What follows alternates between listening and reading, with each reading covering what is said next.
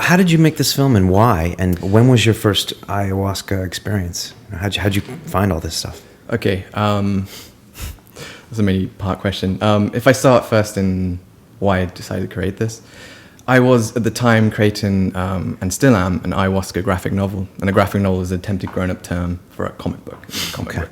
But it's a really nice method because it utilizes artwork and the visual portrayal of these words, but also the in-depth monologue of the written word that can get really in-depth in what you're thinking.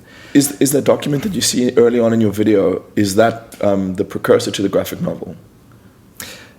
In a way, but this is kind of separate. I mean, as I was producing this, I found out, many people not familiar with this, it takes so much time to sort of produce all these things, especially with animation. I mean, it took me and a group of 3 others 6 months to make 4 minutes of animation. This stuff takes a long time.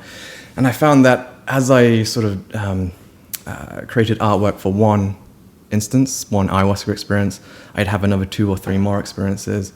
And then when I finished that, another 5 more would come. And I just wasn't getting the data out quick enough that I was bringing in. So I just thought that this isn't working. Just get the camera, start speaking, and just see where it goes. And I think what also the ayahuasca does, it kind of gets rid of a lot of labels you might be associating yourself with. I studied animation. I worked in animation. I thought I am an animator. Everything I do will be animation. And it told me that this is not the case. You can do whatever. And then you get brought into different modes of thinking and different ways of creating various work.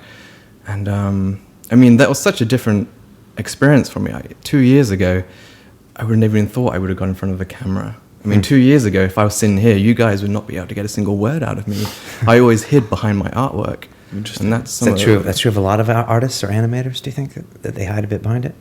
You get a whole broad range of artists, but a lot of artists will be the sort of shy, retiring type that I was, always hiding behind.